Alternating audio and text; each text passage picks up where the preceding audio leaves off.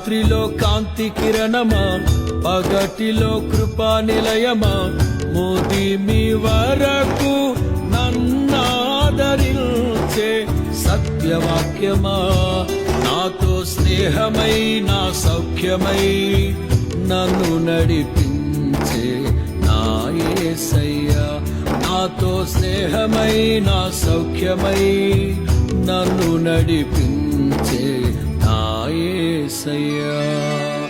Alpha ఒమేగయైన మహిమాన్వితుడా, అద్వితీయ సత్యవంతుడా, నిరంతరం స్తోత్రార్హుడా.